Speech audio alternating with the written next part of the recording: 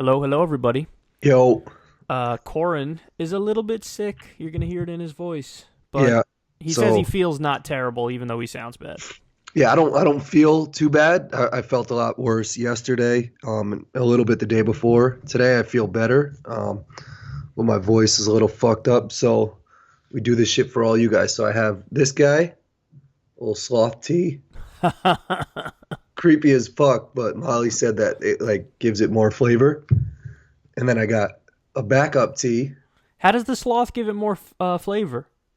I don't know. It has like, fuck, man. I feel like I'm like a 13-year-old going through puberty or some shit. But no. So he sits in the mug, like he's got all tea leaves in it. Oh, The okay. water goes on top of him, and then you like let it sit inside the cup, and his ass is still like in the cup. With the tea So it's leaves coming yeah out his with the tea ass. leaves, so it's still giving it. That's sort of what's up then. But it's creepy as fuck. Look at this thing. I don't want like this is what's in my glass. So sloth shitting tea into your glass is like supposed to be super tasty. I don't want that shit. So then I got this backup joint here. Same cup though, so I'm not just taking the sloth off and then just showing you guys. Is the flavor different? Does the other one taste different? The other one is just like some regular Lipton shit. Some regular Lipton shit. Oh, okay. Is that one Yeah. better? You like that one better? Yeah, the sloth shit is like some raspberry something or other. Raspberry actually sounds banging. It does, but it's got like this cinnamon. It's like sort of whack, but Molly likes it. Oh, okay. There's definitely people listening today like, fuck, I can't put up with this motherfucker's No, you voice. don't. You don't. You actually. You don't sound like it. Just sounds like really raspy, is what it sounds like. You know, it's It's like just weird because nothing affected my throat. Like I was sick. I sort of felt feverish. And I was like, had a runny nose and shit. But like my throat doesn't hurt when I eat stuff. It's still the same. Like usually, when you yeah, get yeah, sick, yeah. Mm-hmm. you'll have a The dry throat. inflamed throat. Yeah. But there's absolutely nothing wrong with my throat. So I don't know what got thrown off in there. Is it like mucus is blocking like one lung or something, or like No, a I port? mean, like this happened to my mom not that long ago, where her voice sounded like yours. It was really fucked up. But Yeah. then she swore up and down, like, "No, I literally don't even feel bad. Like, Hmm. I don't even have a stuffy nose. I don't have a fever. I don't have like, you know how when you're hot and cold at the same time." Yeah. She didn't have any of that. But then when that went away, it was either before or after that she felt bad. Like it was you didn't hear it, but she felt bad. But by the Hmm. time her voice sounded like she was she was feeling it, she wasn't feeling it by then. It's Yeah. weird. There's just certain cold viruses probably do that to people. Yeah. Where this one just fucks with your throat without even you feeling the pain of it. Yeah, it's weird how that works too. It's like because I think my daughter was sick first, obviously, because she's a kid, so she's gonna put like shit in her mouth and Yeah. touch dirty things. So she got sick, and then also I guess there's like a big sickness going around right now. So then automatically, we play with her, we pick her up, we kiss her. It's just automatic that we're gonna get sick. So I got sick, Molly got sick, but Molly's mom lives with us, and she She didn't didn't. get sick. Wow. Well, it's weird because I noticed it whenever I'm around my niece and nephews. I tend to get sick somewhat regularly because my immune system isn't used to that. Is not used to like being around kids with all the things that they, like you were just describing what a kid Yeah. does, how they don't know about germs and stuff, and they just kind of do whatever they want. And but my immune system, when you're not around them a lot, when you are around them, if it gets a little, if they're too close to you or they sneeze on you or whatever the case is, then you're probably going to get sick. So that's probably just an immune system thing. Maybe Molly's mom, Yeah, I mean she's older, so she's been around more kids. She and had maybe kids growing probably up. recently she's been around more kids too, whereas Yeah, you're mostly around adults. exactly. Yeah. I always thought when I like before I was like a dad that like um Is that Nick's in the background? yeah, Okay. she's getting beat. No, I'm just kidding. No, she's getting put to bed. Because it sounded Oh, almost like a cat for a second. It sounded like oh, no. Cats are the worst pet. Like if you have a cat, I'm sorry, you shouldn't have it. Just Wrong. I don't agree with that. Cats could be awesome, man. cats suck. Like cats No, suck. cats suck if they're the non-dog type of cat, which means as long as you have the type of cats that are bred to act like dogs, those cats are what's up because you get all the benefits of them being like a dog, plus they're more independent. So like they don't need you. Whereas a dog, you got to walk them every day. You know what I mean? There's certain cats like British Shorthair is one of them, and there's like a couple other breeds where it's just like they are just super outgoing and they like your attention. But if you don't give it to them, they're chilling, they're fine. So it's like all the benefits of the dog minus the neediness of the dog, where sometimes you're like, fuck you, I don't want to walk you. It's 17 degrees outside, but you have to. You know what I mean? I guess, but I think the reason people get like dogs is because deep down they want to like take care of some shit without really taking care. You know, like no, that's a good point. That's a good point. So if that's what people are looking for, then yeah, you don't want the semi-independence of even an outgoing cat. You know, like so you don't want. So you want a totally independent cat, or you don't want a totally independent cat? No, I was saying for the example that you were giving, if somebody wants to have something to take care of. Yeah. Then yeah, you don't go for a cat, even the outgoing cats, because there's less work even with a dog-like cat. There's less work to do than if you get a dog. Yeah. Yeah. I guess so. But yeah. I don't know. I just still think cats are like I think they're just dumb. They just sit there. It's not that they're dumb. Joe Rogan made a good point about cats. He's spoken about them on the podcast before. It's that if they were big enough, they would literally eat you. Like, that's the thing. Like, if they're big enough, they have no... Even the outgoing ones, they don't really have compassion and love. Like, a dog, you could tell that motherfucker has compassion and love, and that dog cares about you. Even if it's just because you give the dog food and you pet the dog, they're still genuine. Like, the dog is emotional and is still genuinely connected to you. And if you get hurt, like, your dog will cry, you know? Whereas with a cat... Even the outgoing ones, there's really no there. Like, if that cat was triple its size, it would probably try to attack you. Like, that's just the nature of cats. Like, big cats are dangerous, you know? Like a tiger, a lion, that shit is dangerous. Yeah, they're, like, from the same family, the lion and cat and all that so there's shit, right? there's no, like, they tolerate you. That's what cats do. They tolerate you being around them. But it's not, like, because they think you're just too big to fuck up. But if you were a little smaller or they were a little bigger, like, that could be an issue. So, yeah, they're not like dogs, in that dogs they legitimately are man's best friend. Like, we've just grown to be attached to them, and they're attached to us, you know? Yeah, just people with cats just creep me out. I had my aunt was a crazy cat lady. She had like 12 cats, and they would just roam around, and like she was all into like you had a bad personal experience with cats, so you don't like cats. That's kind of what it sounds like. I'm allergic to them too. So like yeah, that's a pain in the ass, the allergic one. It's weird that a lot of people are allergic to cats. Like that, a lot of people are just allergic to the same types of shit. Well, dogs too. Like there are a lot of people who are allergic to dogs. Just that hair. It's the hair. I'm allergic to, I don't think I'm allergic to dogs, but it was weird. I was, when I got older, I was allergic to horses. Horses? That's weird. Yeah, because they had like hair and the hay and all this shit. I like get really, but I'm allergic to a lot of shit. Like I can't drink certain beers without like sneezing and coughing. No shit. I don't know if it's like the wheat and the beers or whatever. I knew that you were allergic to cats because I think I've been around you when you've had a reaction to them. Yeah. But I never knew the horse one, and I never knew other shit you were allergic to. Yeah, the horse one is new. Well, not new, but it happened like when I was a little older. Cats, like certain beers. There's mad shit I'm allergic to, like dusty ass T-shirts in my basement. If I go down there and try and get like an old ass dust T-shirt, will do it to you. Dust will do it to you. Or just like that musky, you know? Yeah. That basement smell. Yeah. Yeah, that basement smell is no joke. That sucks. That basement smell. Yeah. Damn. I'm allergic to just Apple and Eve apple juice, and it's funny because I'm not even allergic to any other apple juices. Wait, for real? For real, that's it. Just Apple and Eve apple juice. But every other Mott's apple juice I could have, any other kind of apple juice I can have. But there's some additive in Apple and Eve apple juice that. And you ready for the reaction? I don't sneeze. It's nothing like that. The one problem I get, my legs are so itchy that it's impossible to get rid of the itch. I can't scratch no matter what I do, my legs will be incredibly itchy when I drink Apple and Eve apple juice. That's so weird. It's super weird, man. And then the other thing is, I very strangely, like 20% of the time, I'll get seasonal allergies.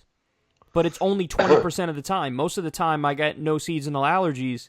But just every now and then, there was one year, I think it was like 2008 or 2009 or some shit, I got fucking clonked over the head with allergies, and it was bad. But then the next year came, I didn't get them at all. So whatever I'm allergic to is either not common, but it was common that one season, you know what I mean? Or I'm just weird, and it comes and goes, you know? Yeah, allergies could be a pain in the ass. Those shits come and go. It's like sometimes it's just like, all right, we're going to fuck with people this season. Yeah. Everybody's dying. All I need, though, like, when I have the reaction, all I need is that regular-ass over-the-counter shit, and I'm good. Like, it fixes the Claritin? me. Yeah, that fixes me immediately when I take that shit. Yeah. Like, when I have a cough, when I was a kid, I used to have that, like, the Luden's cough drop, the red joint. I remember them shits. Oh, I definitely remember them. I used to have those like candy. Like, I didn't even used to have a cough, and I would just eat those like crack. Yeah, they were kind of good. They were like that. My mom used to get those, and I remember the little package it came in. It was like a white package, right? Oh, like a white box. And then it came with like in like some paper shit. Yeah, it was like a cloudy colored paper. Yeah, exactly. that you would open up. Do they still sell those? They have to. But it's so weird because that's such an old company that shit is old school. Yeah, just had one product that like made it. Yeah, they still sell them. Like Reebok. Reebok made the Reebok Classics. Like, was like their first shoe. It stayed hot. Or like Converse. Damn, Nick's is dying tonight. They still sell them, man. I'm looking now. They still have it? It looks like they changed the packaging, though, because the one that we remember, I see that shit is for sale on eBay, whereas there's a different package that like they're using now. In a bag, right? Because they had it in a bag also. Yeah, now that's the one that looks like it's most common, the bag one. Yeah. And the flavor that everybody had was wild cherry. Yeah, wild cherry was the shit. Then they had like a blackberry, but nobody got that shit. Yeah, I don't think I ever tried that one. I think it's just a wild cherry one that I tried. Damn, man, colds are sick. Like, if this was like in the 1800s, I'd die in 2 weeks. Yo, it's so funny you mentioned that because that was literally one of the things on the list that I wanted to talk about in the podcast today. Is I watched the show The Last Kingdom on Netflix, which was awesome. That was about like the Viking era, and then now I'm watching the show Vikings that was on the History Channel. Yeah, I just heard about that shit. Yeah, and obviously this is before the modern era. This is like back in the Viking days. So there's no electricity, there's no heat, there's no AC. There's no TV, there's no phone, there's no internet. Like, this stuff is all obvious. But, like, that's the shit I keep thinking about is, like, you just take a minute, pause, and look around, like, where you are right now today. Like, you're living better than the best king ever lived back in those days. Yeah. You know what I mean? Like, our standard of living and what we experience on a daily basis, it's like we live better than kings did back then. That shit is crazy. Mm-hmm. And the medicine shit, like you were saying, like that's so, you're right, you would just die if you didn't fucking, like people will get sick and they just die, like they don't know what to do. They tried to like pray away the Black Death. When everybody was dying, they're just like, I don't know, maybe we sinned. We gotta like pray this shit away and like sacrifice a goat or some shit. It's nuts, because like what I had wasn't even that bad, but like I was in bed last night and I sort of was tossing and turning a little bit and like sort of sweating. But, like, yeah, if a king had that shit back in whatever, era, he'd have doctors and all these people in his room not knowing what the fuck's going wrong with him. They'd be given, like, some oils and spices. Like, I took a NyQuil and just, like, passed the fuck out. Yeah, see, that it's something like that we take for granted. Like, there was a time when there were no painkillers. Mm-hmm. Like, not even some shit like Advil or Tylenol, or fucking, what's the other one? Ibuprofen. Like, not even the little ones like that. Never mind the good ones. How, like, if you or I get into a car accident, we go to the hospital, they pump you up full of morphine just so you don't feel that shit. There was a time where if you're in... And the way they fought back then, man, the battles they had, like, you're literally swinging an axe at a dude's face. Like, that's how they fought. Somebody has a sword and somebody has an axe, and you start swinging it at each other, and then the way you win the battle is you have to take this sharp-ass metal object and, like, put it through that guy's spleen, you know? And, like, think about that. Like, imagine having a fight in a war back then where it's like, okay, we got to go charge them. at each other. Yeah, like, go charge. Like, what do you mean go charge? What are you talking about, go charge? I got to run at them with a sharp object and hope I don't die? Like, what are you talking about? That's how we fight? I mean, it's not like warfare today is good. Obviously, there's no such thing really as good warfare, and we got nuclear weapons today, so we could destroy the world with just a couple presses of a button, you know? But, like, back then, the idea of having to charge at people, and it's so stupid the way they used to do it. Like, remember back, like, during the Revolutionary War days, they would line up, even when they just got guns like muskets, when muskets were new, like, they would line up and then march towards each other and then shoot at each other with the muskets. And then have to reload their and then have to reload, which takes like an hour. But like, it would have been hilarious to be in on the conversation where the first person ever was like, "Yo, how about we don't line up so they could just shoot us? How about we like hide behind shit, like dig a trench and hide behind a tree and like dodge?" And then somebody was like, "That's genius." Somebody give Craig a raise. He just nailed it. What a brilliant idea. There had to have been a couple, like, say me and you were on opposite sides of a war, and, like, I'm thinking, like, I don't want to just charge at some dude and die. Like, so if we were charging at each other and we were both just like, yo, let's just pretend real quick that we're just about to stab each other and just walk off and just be, like, there has to have been people that were just like, nah, I don't want to do this. And, of like, course, yeah. went and charged and then, like, sort of got into an agreement with whoever they were fighting against. Not do that shit. I think there were people like that for sure, but I think for the most part, people were like super indoctrinated and brainwashed to believe like, no, you have to go charge at them and try to kill the other side. You know what I mean? Like people were raised and told like, first of all, with a lot of, I don't know exactly what the case was with the Civil War, with the Revolutionary War, but with a lot of wars, if you didn't actually fight, they'll kill you and call it treason. They'll be like, you committed treason by not fighting for us, so now we're going to kill you. Yeah. So, like, you have no choice almost but to, like, charge and fight for your own fucking life. Yeah. But what a terrible world. You know. Like, what a horrendous nightmare of a world to live in. Like, there are people who lived and died in that nightmare of a world where it's like they grew up or whatever and had a family and shit and probably had somebody they loved and cared for and had friends, but like then they just went and fought and died and bled out in the middle of a fucking field because of some dumb political shit. Like that's how fucked up is that, man? Like people, that's terrible. We're too willy-nilly with like people's lives, you know? Like it's just like, nothing. Yeah, they had a wife and they had a kid. Like they went through the whole shit that I've been through. Like you got to raise that kid. That kid was probably like a certain age, and then like you just die. Yeah, and your wife is just like, oh, I gotta find another man. Yeah, in a random field somewhere. And it's like, why exactly? Well, it was his job to fight for the military and he wanted to blah, blah, blah.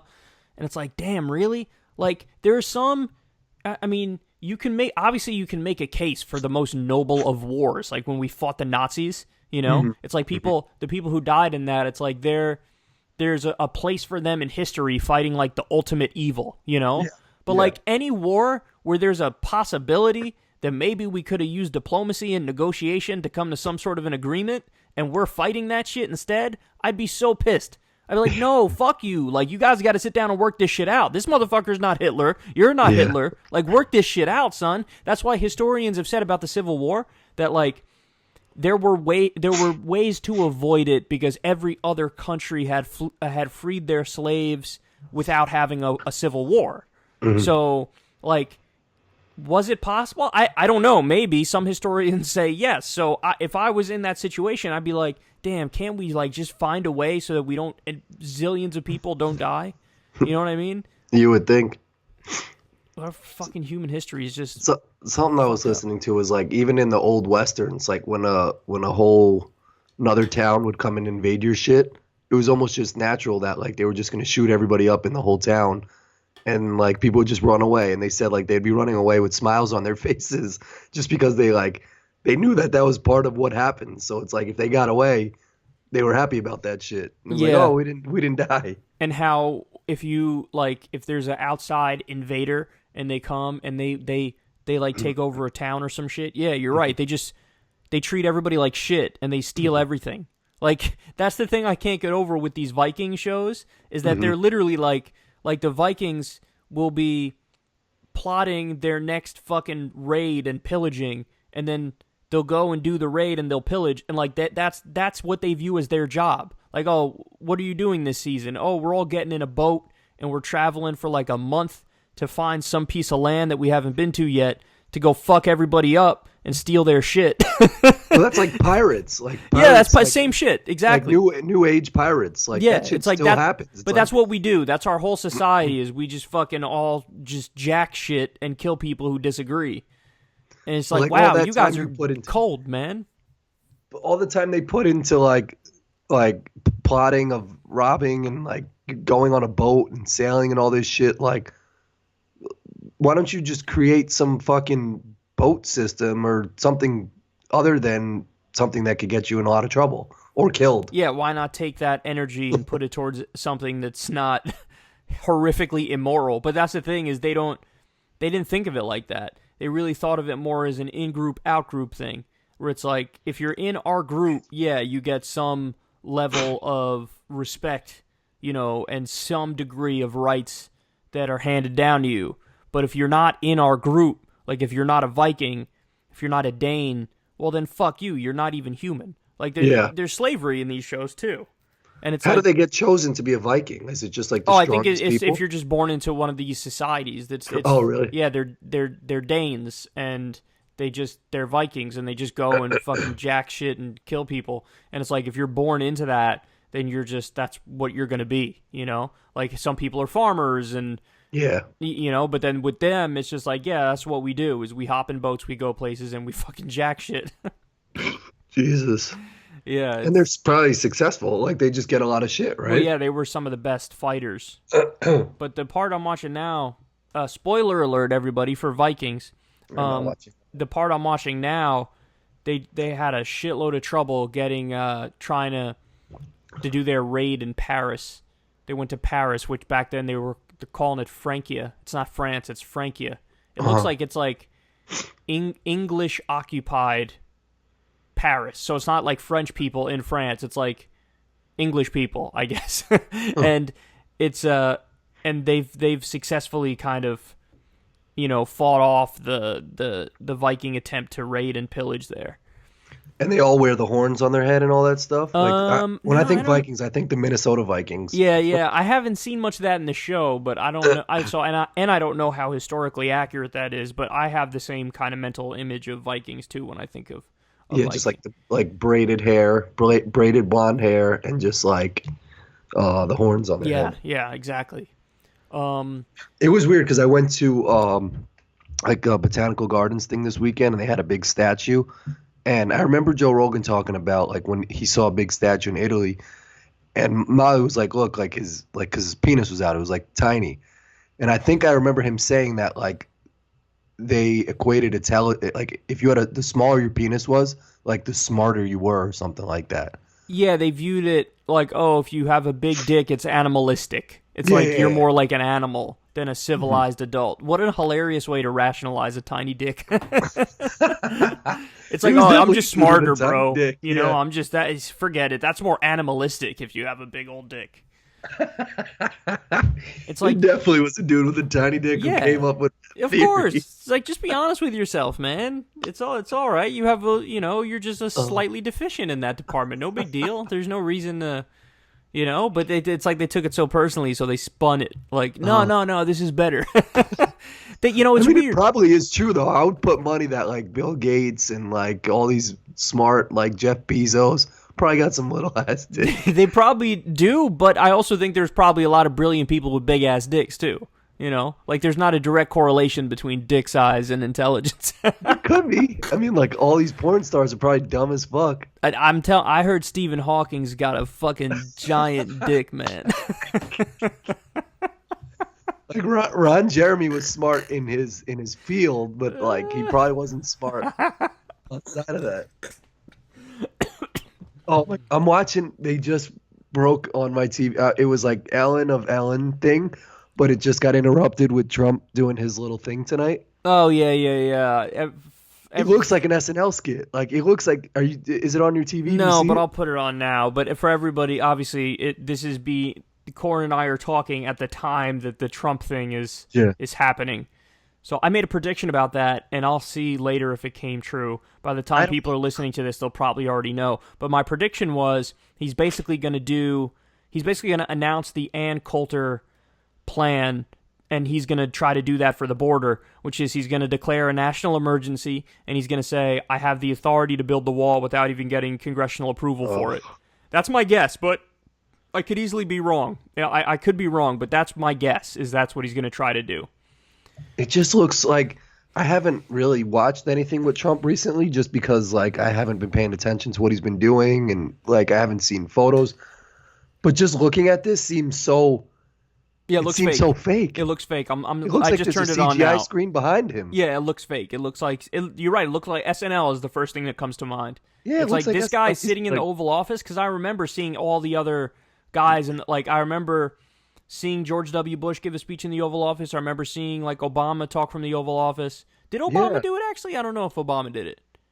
He had to do it at least once, right? One of the Oval Office things. Oh, yeah, for sure. Yeah. But you're right. This just doesn't look real. This doesn't look real. It looks like he's not sitting. Like it looks like he's sitting in that chair, but the background is like some green screen. Yeah, exactly. And he's at his Mar-a-Lago or whatever. And it doesn't look like he's the president in the White House right now. And you know he's saying some dumb shit, even though we don't have the volume on. I don't even know, like he's definitely going to say some stupid shit about the border, about how, oh my God, it's such a crisis, and like what everybody needs to understand is the core of his argument is they're like, you know, and he said this in his fucking launch for president, like they're criminals, they're rapists. I assume some are good people. So notice he flipped it. He flipped the argument. He said like they're rapists and criminals, some are good people. Which basically means like the default setting is that they're criminals, you know? And then maybe some are good. So he flipped it when the reality is obviously most are normal good people and only some are criminals. But statistically, and this is something I reported on my show a year or two ago, and it's amazing to me that people haven't like parroted this and this hasn't become like a big talking point, and it should be, because it just directly rebuts the entire philosophy that Trump is basing his wall fetish on. Undocumented immigrants and documented immigrants, both of them have a lower per capita crime rate than U.S. citizens. Yeah, it's usually just like a white fucking kid who's doing a shooting or something like that. It's Americans. It is Americans who do more crime than documented and undocumented immigrants. And on top of that, they also pay billions of dollars in taxes, undocumented immigrants do, and they don't get the same services. So, really? Yeah. So it's like there's this whole fucking, like, this whole, I don't know, movement on the right that's based on they're all criminals and they're all fucking leeching off of our welfare state. And it's like, no, you flip the truth exactly on its head. The statistics show they're less likely to be criminals, and they're not leeching off the welfare state. They're net paying billions in taxes and not really getting much in return. So it's just, but that's the thing that's so fucking frustrating, is that he just works backward from what his fucking instinct is, and his instinct is that they're bad. They're bad. They're bad. Just people. off the main theme of it, like his whole argument when he first ran was that Mexico is going to pay for the wall, and now he's sitting here saying like, I need the money from the wall from you guys. Exactly. That's a good point. The Democrats should not shut up about that. Like, what happened? I thought you said Mexico was going to pay for it. Like, Mr. President, I would help you, but you said Mexico was going to pay for it. I wouldn't want you to break a campaign promise. Yeah, that's all I would keep saying, is just like, you could get the wall, but get Mexico to pay for it. That's what you said. Like, it's so crazy that this is even this is what he's arguing for. Yeah. Did you see? He tweeted like a few weeks ago about this topic, about Mexico paying for the wall, and he came up with the most bullshit of bullshit arguments I've ever seen in my life. He said something like, we renegotiated NAFTA, so we have a new NAFTA deal, and one way of looking at it is that with the new NAFTA deal, it'll reduce the trade deficit, so that could be viewed as Mexico paying for the wall. Oh my god! And it's like, no. First of all, you're not even correct about like what would happen with the trade deficit. So like you made that part up. But even if that part was true, that's not how it works. You know, like that's not even close to how it works. He's done this before with the national debt. Once he said like, the market has gone up. We've created trillions of dollars worth of value since I've been elected president. So in a sense, you could say we've reduced the deficit and the debt. That's not how it works. Aye. Like that's so far away from knowing how it works that it's embarrassing. But he just says shit. It's just like verbal diarrhea. The whole political world is just so I was watching The View today. That's my shit. And they had Kamala Harris on. Oh boy, did she announce yet? Are you a fan of her or no? Did she announce yet? So that's the thing is like they were like, oh, so you're on the show and rumor has it you were going to announce. So would you like to say anything? And she's like, I would officially like to announce that I haven't made a decision yet. Oh my god! Like, come on with your fucking bullshit, Jesus! But like Christ. The bullshit, and it's like, what's with this? Like, just what's this whole political game shit? Like, just say if you're running or not. I agree with that 100%. But I think the reason why some of them do it is for money raising reasons. Because if you announce, then you can't raise money directly working with a super PAC once you announce. But if you don't announce, then you can raise money directly, and you could do it for your super PAC and your campaign can kind of work in coordination, and that's not against the law. So what a lot of people do is there's some legal reason to do it, but you're still right in saying that they should just announce, because if you're not going to do some tricky ass fundraising shit, then you can just announce. Yeah. So what that tells you is all of them are doing some tricky ass fundraising shit, which is fucked up. Like one of the main reasons why people liked like Bernie is because Bernie was just like, I don't have a super PAC, I don't want a super PAC, and it's just like I'm raising money $27 at a time from the people. Yeah. And people respect the shit out of that. The last thing anybody respects is this shitty ass fucking tap dance that all these people do. Elizabeth Warren did it. Kamala Harris did it. Julian Castro is doing it. A bunch of people are like, I'm announcing today that I am definitely thinking about launching an exploratory committee to maybe then run. Shut the fuck up. God damn it. It's so fake, man. Yeah. But and it's even more funny that like all these people branched off of Bernie's tree, and yet people will still just disregard that he's a candidate. Like, I like Joy Behar, but she'll sit there and she'll be like, I know a guy who can beat Trump. And she's like, what the fuck is his name? The former Joe Biden. And I'm just like, what? Like, what are you, dumb as fuck? Yeah. Like, they just forget that Bernie is the reason why we have all of these other like sprouts of like the Alexandria Ocasio-Cortez and like all these people who are more progressive. Yeah. Stem from Bernie, and Bernie is still the person that could beat Trump, yet everyone wants to disregard that like he could potentially be a candidate and win. You're right, the establishment is disregarding it, but it's not regular people. Regular people know, and it's like, think about how contradictory their arguments are, because what did they originally say about Bernie? They were like, come on, his ideas, sure, in a perfect world maybe we could do those ideas, but we don't live in a perfect world, and this is like unicorn pie in the sky stuff that's never going to happen. They went from that point to, oh, well, obviously Bernie's ideas are right, and obviously we're going to do them. It's just why not have somebody else do it who's younger? Because, so it's like, wait, you just told me this shit was impossible. Now you're saying it's not impossible and it's obvious, but just not Bernie. Just don't pick Bernie and let somebody else do it. It's like, no, they contradict themselves. They don't care, because their whole point is just anybody but Bernie, anybody but Bernie, anybody but Bernie. There's already been, New York Times has already written a bunch of hit pieces against Bernie Sanders, and he hasn't even announced that he's running yet. And then the leading paper or something in Vermont, the state where he's a senator, like they had an op-ed where they were like begging Bernie not to run. And in Vermont? Yeah, and by the way, his approval rating in Vermont is like fucking like 90-something. It's like a record, insanely high, crazy shit. But they're begging him not to run for president, and it's like, why the fuck would you do that? And their arguments make no sense. They say stuff like, oh, you'd split the party. Bitch, it's a primary. The whole point is to figure out who we want to represent the party. So Exactly. everybody is by definition, if you're running in a primary, you're splitting the votes in the primary. And it's a democracy. You're not supposed to just fucking pick somebody and tell everybody to shut the fuck up. That's what they're trying to do.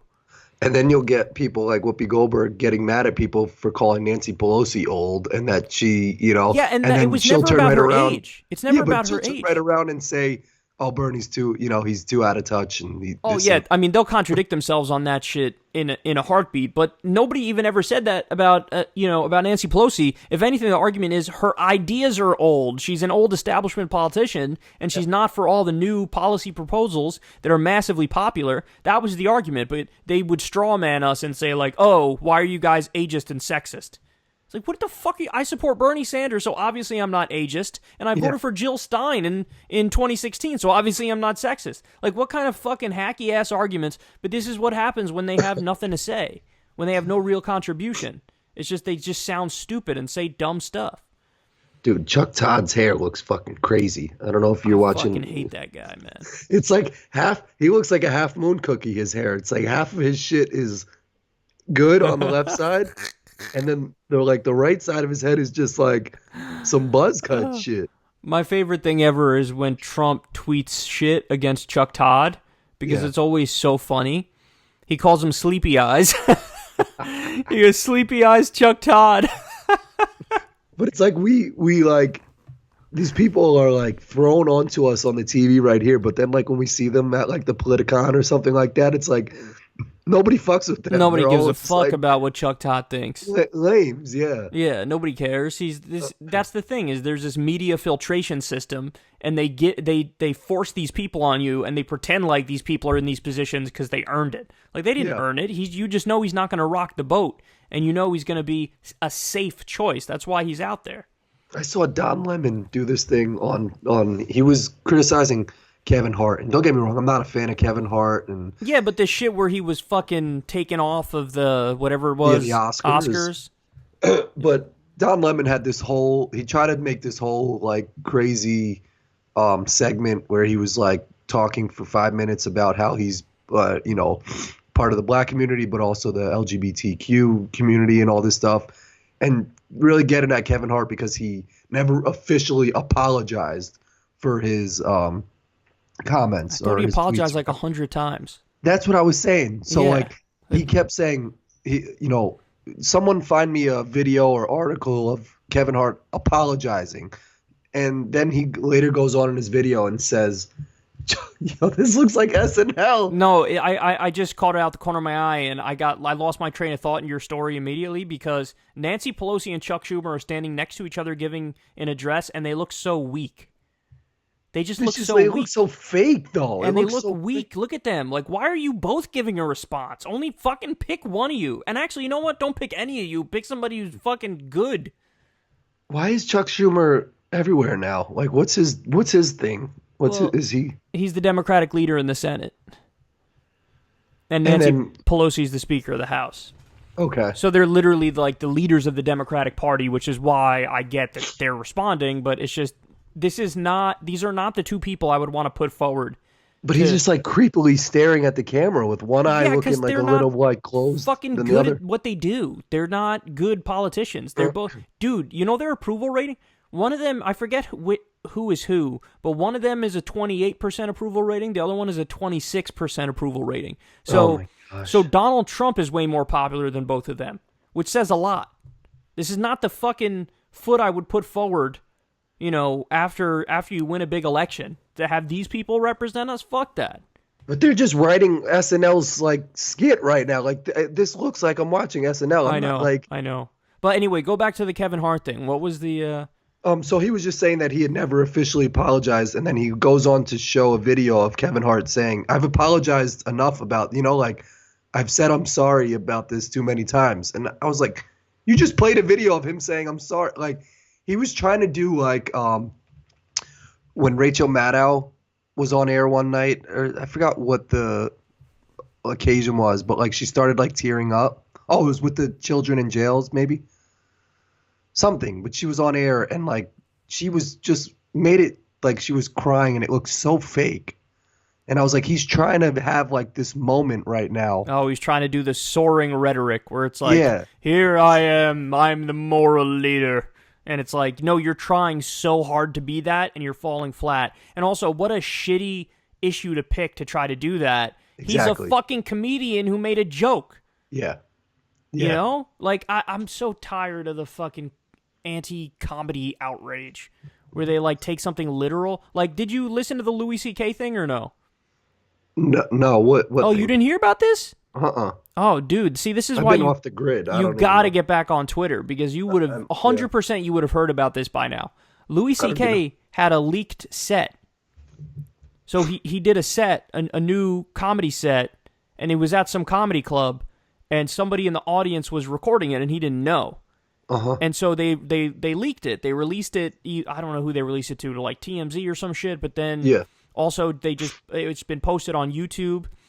And then what happened was there was a giant backlash to him on Twitter because, first of all, the last time he was in the news, we all know, was for the sexual harassment thing, right? Yeah, but didn't he also had something with Seinfeld and Chris Rock or something where he said the N-word, right? That happened just before this set leaked. That was like 3 or 4 days before that. And what that was, but that's another good example of what we're talking about here. Jerry Seinfeld, Chris Rock, Louis C.K., and one other... Ricky Gervais were all sitting around. It was a TV show from 2011, the year 2011, and they were just like in conversation. They were all kind of like casually throwing around the N-word, except Seinfeld was the only one who wasn't doing it and was basically like, I don't really say that because I don't think it's really that funny. But he wasn't saying it in like an I'm outraged kind of way. He was just saying as a comedian and an expert, he's like, I just don't think I could cross that line, and it's not okay. Like it doesn't work. It wouldn't land. It wouldn't be funny. But everybody, that clip resurfaced, and it was from TMZ, and then everybody on Twitter was outraged by it. And it's like, yo, that shit was from 2011. It's from 2011, and they're all comedians sitting around talking, and you don't have to like that conversation, and I get that a lot of people are not going to like that conversation. But reel it in with the fucking, like, over the top, like, you know, they're canceled and they should be fired and and anybody who likes them is racist. It's like, what? What are you saying? But anyway, that happened before the leaked set. So would they get mad at him for just having a set, or did he say some things in the set? So first they were mad at him for Louis C.K. for saying the N-word back in the 2011 shit. Yeah. Mm-hmm. And then a few days later, the set leaked. And, of course, the last time before that he was in the news was for the sexual harassment stuff. And and people are not – I don't think a lot of people were ready to, like, look past that yet, you know? Like, maybe if he was gone for another 2 or 3 years and he came back, people might have been like, whatever. But I think it was, a year ago or a year and a half ago, and so people are kind of still, like, on the fuck you shit with him. So they were just mad that he didn't say anything in the set. It was just mad that he was out during the set? No, he did say shit in the set that people were taking – quoting and being outraged about. Like, some of the shit he said. And don't get me wrong. Like, I listened to the whole thing. I would say for half of it, I was laughing pretty good. Like, I thought it was funny, and I was laughing. But then, there was another half of it where I was kind of not laughing and kind of like, no, I don't think that's a funny joke. But you could hear that people in the room were still laughing, even though, like, he's always been edgy as a motherfucker. Yeah. Louis. Like, remember on SNL when he did that joke of the pedophile joke? Yeah. Like, that is probably the boldest joke I've ever heard in my life. Yeah. He basically says, like, well, it was like, you have to, you know, be fascinated at these people or give them some credit that they stay with, you know, being attracted to children or something. He said something along the lines of, you know, pedophiles, yeah, like we all agree they're super fucked up. I mean, it's crazy that they exist. But then obviously you have to ask yourself, the fact that they know they're going to get like life in prison and everybody's going to hate them and they still do it, obviously means that fucking kids is probably awesome. He said something like that. And that's a joke. You cannot take that literally, because if you take it literally, then obviously you're saying he is literally pro-pedophilia and he wants to fucking legalize it that's just not what he believes. He doesn't believe that. So if you say that, you're just fucking straw-manning him and what he believes. He's a comedian trying to make a joke, and it's admittedly an edgy-ass joke. So this new one, some of the headlines were like, Louis C.K. Panders to the alt-right with new comedy set. I didn't hear that at all. I listened to the whole thing. He makes some jokes about, like, dick size, and he talks about black dick size and stuff. But I don't know if they use that as the thing that they think he's pandering to the alt-right. But then there was one, like, he made one of the jokes that pissed people off the most, I think, was he was talking about the school shooters and how now, after one of these most recent school shootings, the kids got really famous. And the joke was basically like, why do I have to listen to you? Because you were in a school shooting, that means that you're now an expert? That means that's what Louis C.K. said? Yeah, that means you get to testify in front of Congress? That means I have to hear you? Like, I don't want to hear you talk.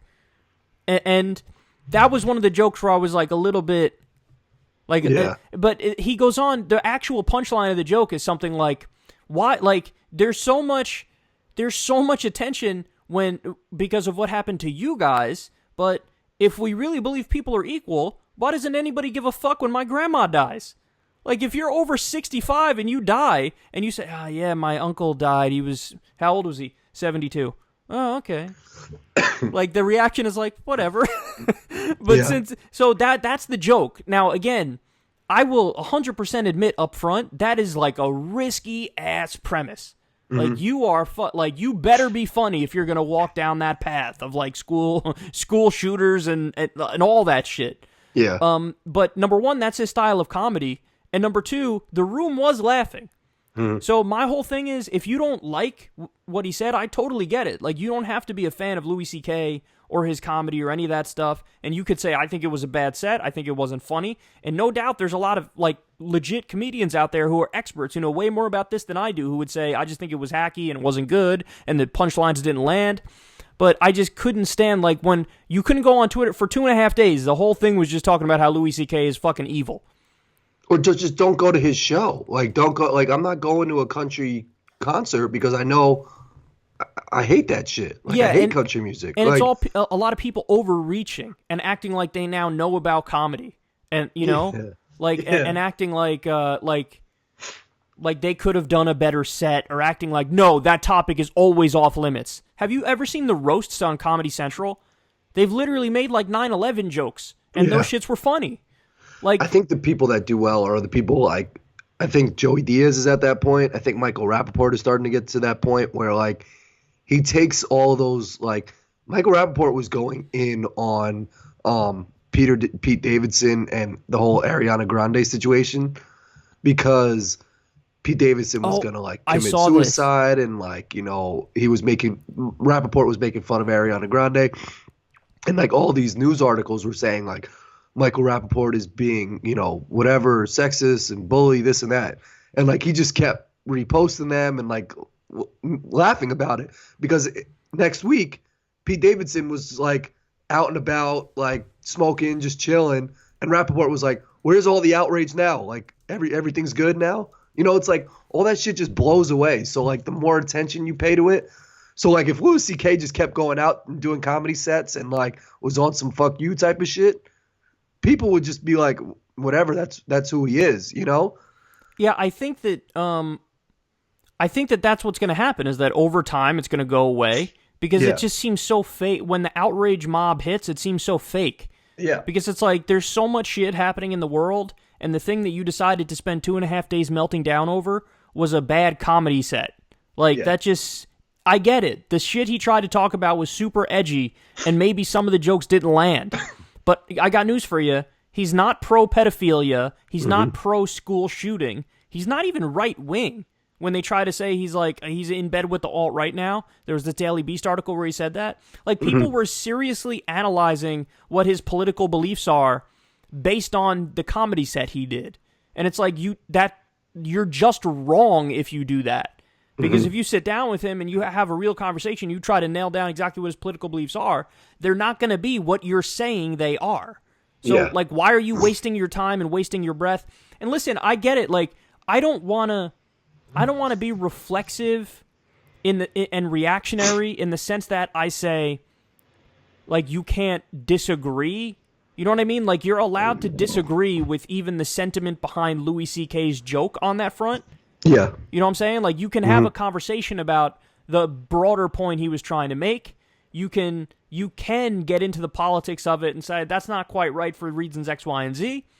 But the thing I can't stand is, like, the meltdown outrage where they go too far and act like they literally just become the comedy police at that point. And when you do that, you look petty and stupid. And it's funny because they all think that, like, Louis C.K. is the one who looks petty and stupid. But it's like, no, actually, you look much pettier and much stupider right now. Yep. So, and then there's people that actually try to get in front of their shit and just do it in the wrong ways. Like, did you see Kevin Spacey try to make that House of Cards video of, like... Oh, dude, that video landed the same day that he got the news was released that he was, like, indicted or some shit for assaulting a kid. Yeah, like he like molested someone at like a Boston bar, I think, or something like that. They were saying supposedly or allegedly that like he did that, but he made that video the same day that like he was getting charged for that. So it's like, don't try and get ahead of that stuff. And I think it was just a coincidence that was released the same day that he. Yeah, but you don't see Louis C.K. like trying to make a viral video, you know, like being a character or something like that, like trying to be funny. Like, it's like he was just trying to go about his life, whereas Kevin Spacey is like, let me put this video out to try and show people that, you know. You know, here's what I think happened with Louis C.K. He knows for sure that because of what happened with the sexual harassment story, he kind of decided, I already didn't give a fuck. Now I have, like, negative fucks to give. Yeah. So I'm just going to try for the boldest jokes I could possibly do. And some of those jokes, I mean, I've literally never heard a comedian try to explore the premise of school shootings before, you know? Yeah. So that is bold as a motherfucker. But that's who he is and that's what he does. And you don't have to like his comedy, but just don't try to pretend like you're some sort of expert on comedy or that comedy should be policed because you didn't like it. Just don't listen to him. Yeah, you know? I know, but and this is going to get into something else too that I hope we talk about is the R. Kelly shit. And like, have you seen all the stuff that's been going on with R. Kelly? I've been seeing it trended on Twitter because they're doing this expose documentary about all the fucking like sex slaves he has or some shit. Yeah. So like people now are saying there's these R. Kelly cleansing things where that you have to delete all of his music and do all this stuff, and it's just like he still made good music. Like, you know, like, so at what point do you like can you separate like his music from like the person that he is, you know? Like, I'll still listen to Chris Brown's music because it's good music, but that doesn't mean that he's not an asshole outside of his music. Chris Brown is like the perfect example, man, because Chris Brown, I fucking love his music. Yeah. And it's like, it's true that he's legitimately a bad person. Yes. Like, he's a bad dude, but man, he's got some good ass music. Now, does that mean that if he commits a crime that his ass shouldn't be locked up? No, lock his ass up. Mm-hmm. But can we still listen to fucking Ignition Remix while R. Kelly's ass is sitting in jail? Yes.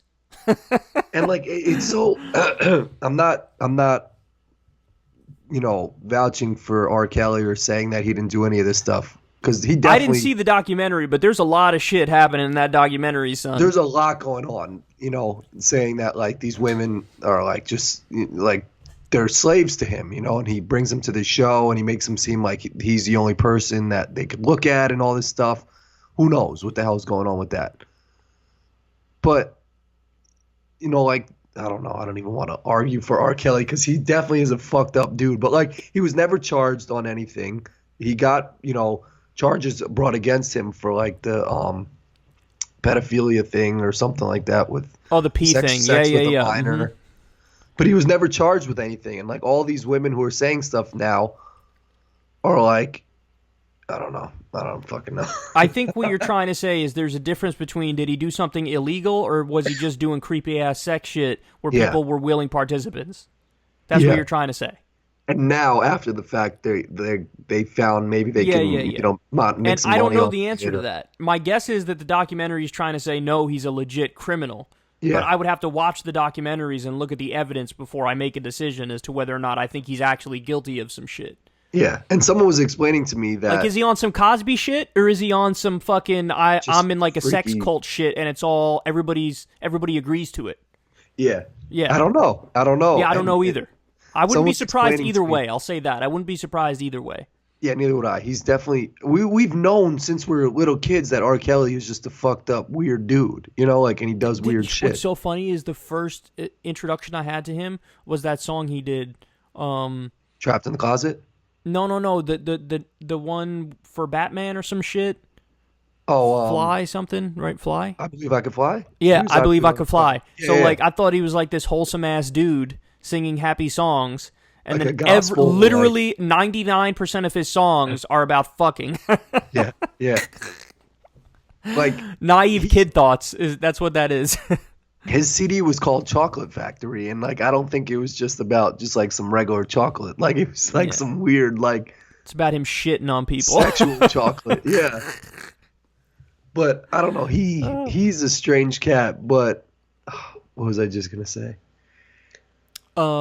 We were talking about whether or not it was consensual, whether or not he's So Cosby. they're trying to say that he's a pedophile, but meanwhile, the people who, the president or like the owner of the network that they put the show on, was convicted of being like a child Dead ass. pedophile or something. Yeah. What network is it? It's like A&E or something, but it's no. owned, Is it owned by, like, Lifetime? something Is it else. It might be Lifetime. No. Oh, it might be Lifetime, Okay. yeah, which is owned by like A&E or something. Oh, okay. It was like something is owned by something, but Gotcha. the owner of the shit was convicted of being a pedophile. You know But what's like, why weird? don't they make one of these shits on Harvey Weinstein or something like that? Like, why don't I'm they- sure there's one in the works, man. There's got to be one in the works. If they're not, they should get on that like right now. But we'll see what happens. Hey, maybe this brings to light a lot of evidence that then the fucking authorities will act or some shit. Maybe, but they were saying that like black and Spanish women don't get the same, it's not the same Yeah, but outcry as like if a white person goes missing. I'm sympathetic to that argument. I am. But if you literally have the evidence laid out there and you present it to the authorities, it's not like they're going to go, no, I will not act because they're black and Latino women. They wouldn't do that. They would be like, here's the evidence, I'm going to act. Yeah, You know? I guess, but the outcry from the communities is not as strong as like. That's why if you ever go to Walmart or somewhere and see all these missing children things on the wall, it's always just like black and Spanish kids. Like you don't really see that many white kids on there because when a white kid goes missing, that shit is breaking news on the fucking every news outlet. That shit is. I think that's true. I mean, to be fair, I never see any stories about kids that are like. I see that shit all the time on like eyewitness. Because you watch news you watch the local news. I never watch the local news. That shit, that shit. Honestly, there's something weird going on with local news. Like I get depressed if I see a second of it. Yeah, It's got a lot to do with the lighting. Remember we talked about the lighting? Yeah. Like, and there's just this like empty feeling I get from it, where the person presenting it is miserable. The whole fucking studio is miserable. The whole process is miserable. Their whole fucking story selection is miserable. All their fakeness is miserable. And like I have an aversion. I'm allergic to local news and the state news. Like it has to be national news. And national news is bad enough, but at least they got the bright ass colors. Yeah, that's a good point. Yeah. The local news sucks because they'll like have some depressing ass like robbery on the south side. Yeah, exactly. And then they'll play fucking shit like that. transition into like some kid who was just cured of cancer or some shit like that. I'm just like, you gotta have a better transitional story. Like there's no transition. Yeah, and it there's feels no too robotic, man. Like It's like soap operas. It's Yeah. like watching a soap opera compared to like watching. Don't lie, you probably watch like 3 of those shits. Those shits are on my TV sometimes.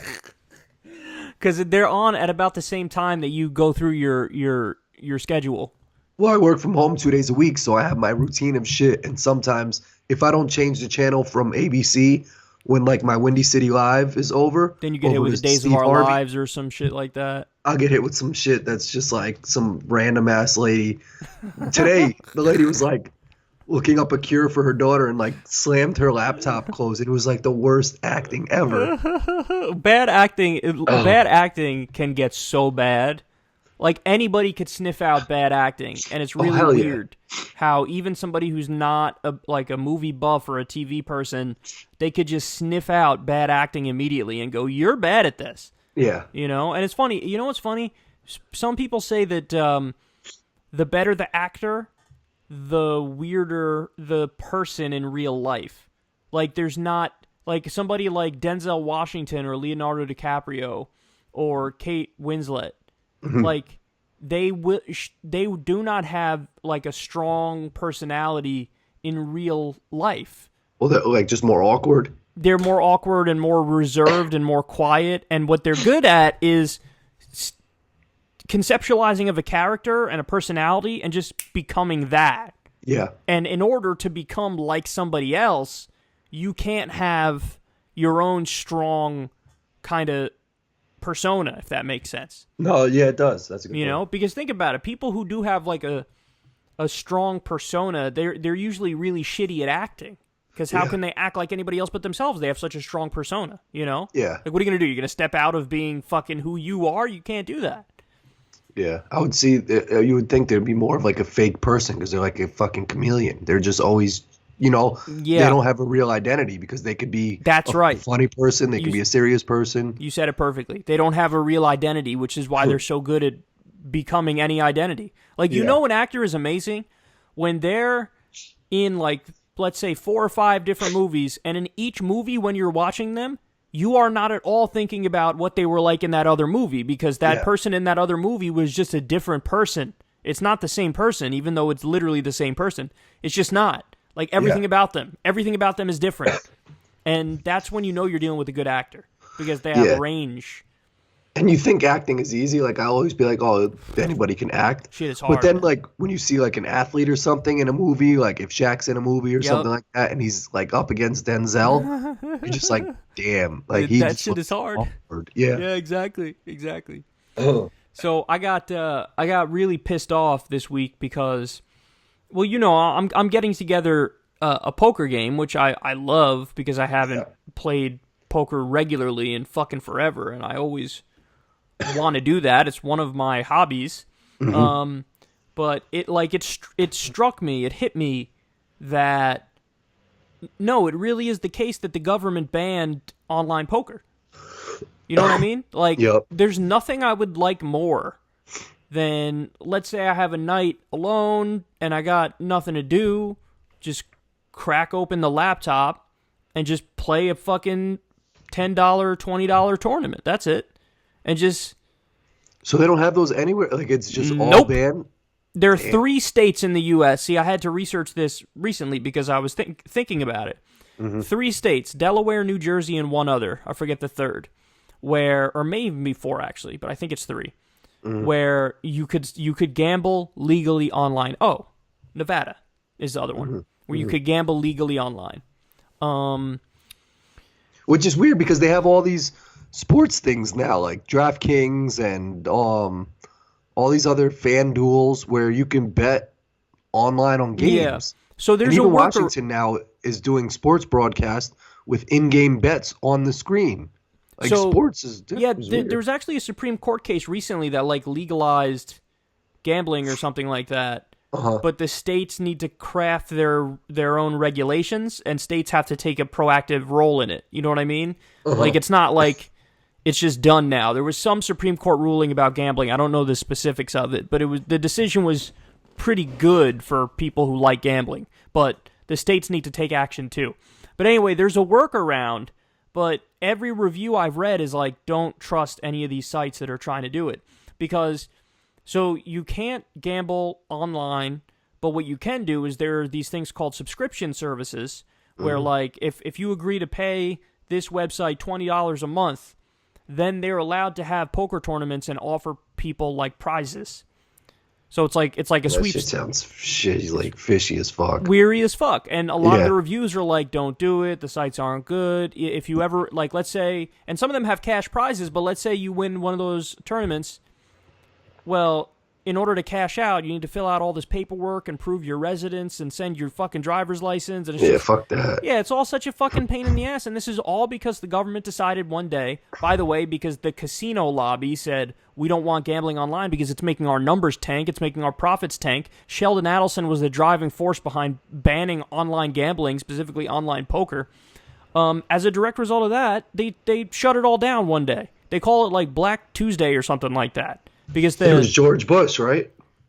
I think it was under his administration. Yeah, one day, everybody and there were like 6 or 7 big ass sites where you can go play poker online.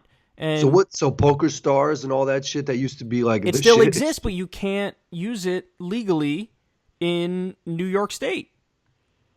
Oh, so just those 3 states can go on Poker Stars and play in There's tournaments? a Poker Stars New Jersey. There's Poker Stars versions that they have in other countries, but there's no Poker Stars New York because it's banned here. And I feel like cards is like the type of thing where like you would really need someone to fight that on like Government Hill or whatever like that. And no one's going to do that shit for poker. We're going to like start a petition to like get online poker back. Who's the fucking swashbuckling billionaire that's going to fight to get an online poker behemoth going, That's what I'm saying. Like, there's no like Vince McMahon of online poker or fucking Dana White of online poker who's going to like stop at nothing to get online poker legalized. Yeah. It's because the real billionaire throwing around his weight is Sheldon Adelson, and he's on the other side of this argument, trying to keep it banned because that keeps more people going to his casinos. But that shit really pissed me the fuck off, man, because where I live, I'm nowhere near any casino at all. The closest casino is 2 hours away. Yeah. So I can't, what the fuck is this bullshit? You're going to make it so I can't just enjoy a fucking $5, $10, $20, whatever it may be tournament? I would say like once a month, like just like plan a weekend of Mohegan or some shit and make that like your fuck shit. Fuck them, man. Fuck, like I want to just fucking chill in my fucking underwear and click a button and play when I wake up, when I'm yawning and shit, farting, thinking about what I'm going to have for breakfast. Like I just want to, that's when I want to play. I don't want to fucking drive 2 hours and then sit next to some dude who smells like donkey nuts. Fuck him. And I used to hate that when we play cards at like Mohegan and someone would they try to befriend you just because it's like and I just didn't want to talk to anybody because ultimately I'm trying to win your money. Like I'm not like.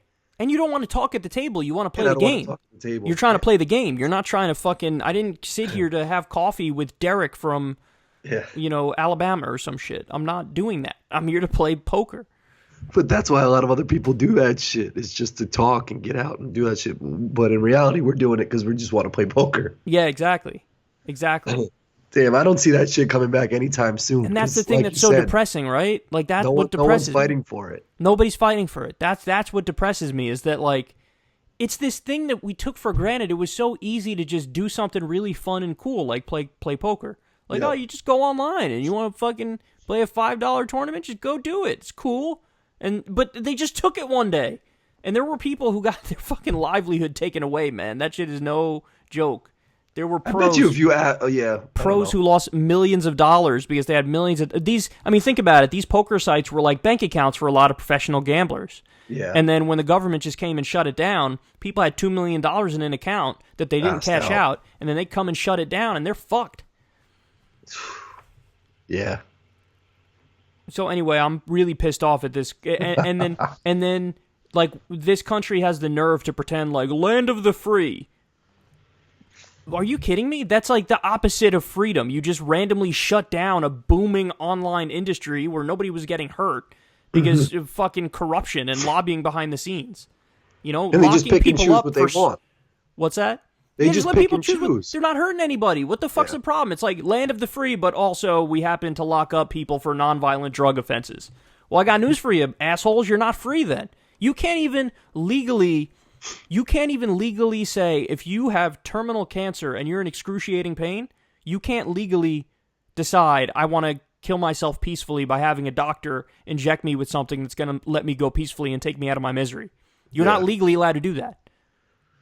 There's like a handful of states, like 4 or 5 states where they have that legal, but through most of the country, you can't do that. And that's the opposite of freedom. The government's going to tell you, no, I'm going to make you stay alive. Fuck you. Yeah. Like, what?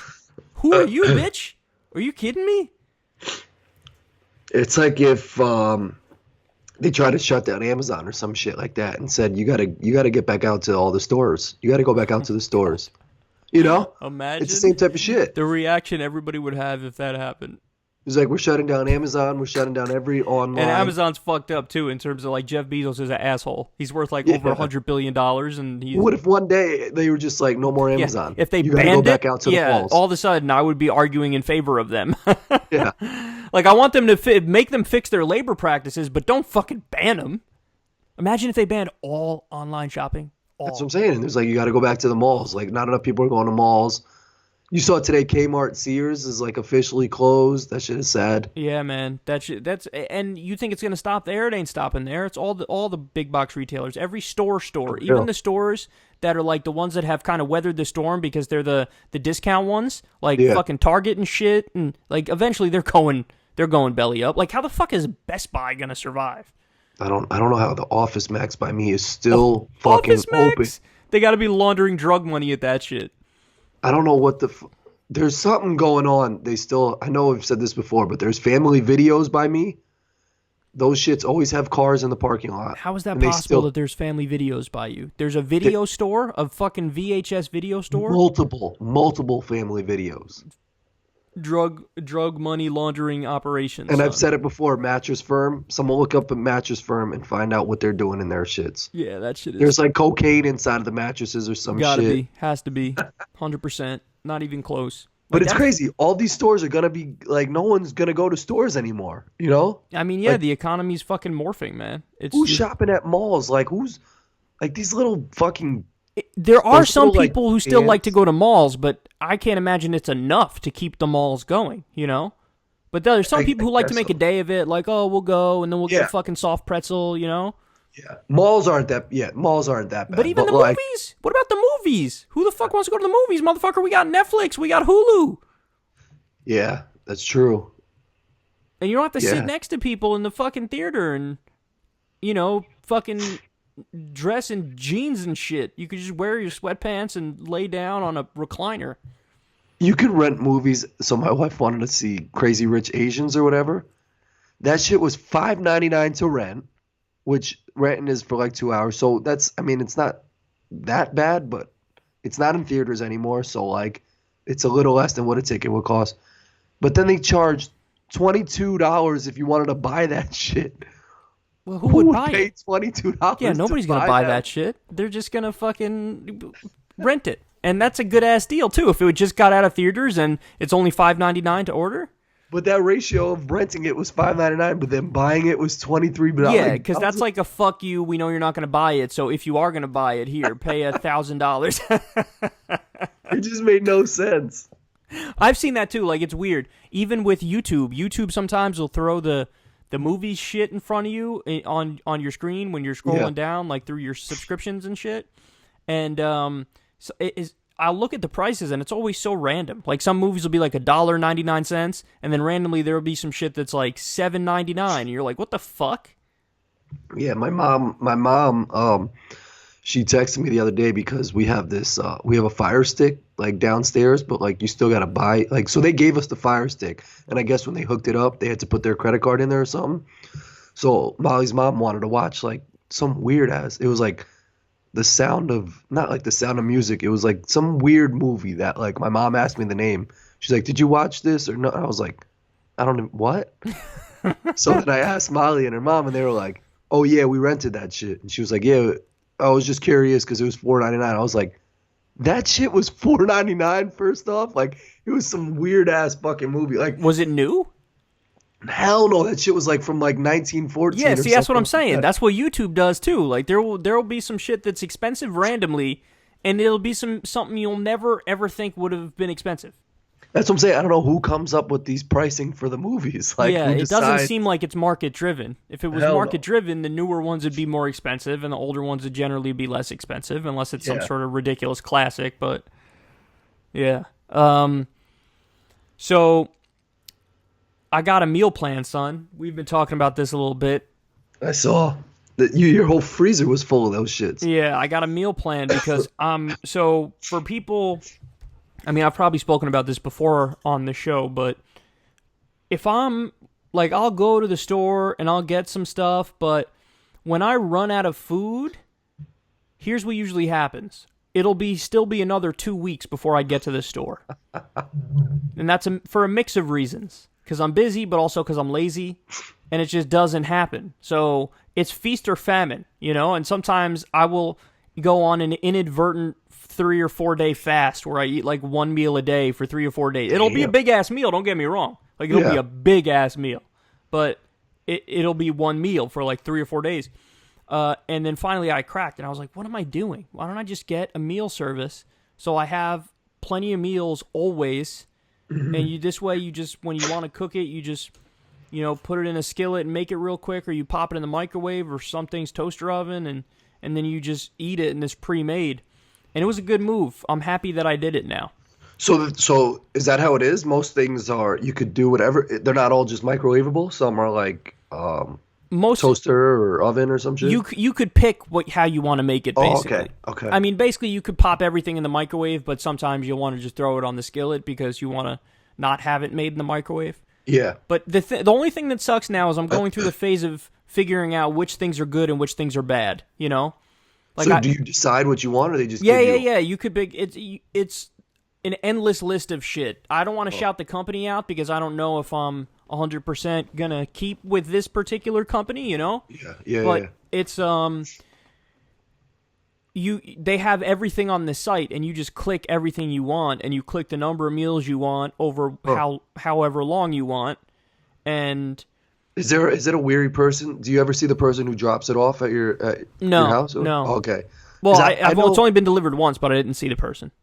Okay. Because I know that, like, those companies just hire random ass people to drop off those, like, so our old friend Vinny, he used to, like, drive those, like, dietary meals and, like, those meals to random people's, like, apartments and all this shit at, like, 3 a.m. and all this stuff. So, like, I'd be curious who drops that shit off. Yeah. I mean, maybe I'll see at some point, but I haven't seen yet. But it arrives with dry ice, so they're keeping it, like, fresh. Oh, yeah. Mm-hmm. And, yeah, so far it's been good. It's a good move because it allows me to regularly eat food. But I'm the same as you. I can have, like, maybe I can have, like, a bowl of cereal in the morning, and like, and then you're good till 6. I'm good till 6, and then if I just, like, crush, like, 3 Wendy's burgers, some 4 nuggets, some fries, and, like, a drink, I'm good. Yeah. Whereas, like, my wife, she's got to have breakfast, lunch, dinner. Yeah, I've never been like that. Some other food. I'm erratic as a motherfucker when it comes to eating. Yeah, like, if I have one good thing, or, like, if I'm hungry, and maybe I'll have, I don't know, a bag of chips or something like that, that can hold me over. Yeah, my natural state is one normal-sized meal in the morning, and then not eating until, like, 5, and then at 5 going fucking nuts and eating everything, eating one giant meal, and then not eating until I go to bed and wake up the next day. So my normal state is usually 2 meals. But that being said, some days it'll be 3, and then some days it'll be like 4 really small ones just because of timing issues, or I'm too busy doing other, you know what I mean? Yeah. So, yeah, that's my natural state is like 2. So does this thing have breakfast too? I set it up so that I'm getting 2 meals a day. That's how I set it up, and then I'll take care of one other meal, which is nothing. I'll get. But do they get breakfast meals, or you like can pick? You could pick some of them they at have breakfast. Yeah, stuff? I did pick a couple of the breakfast ones, and they were pretty good. They were pretty good, like actually. Pancakes? What is their breakfast? No. meals?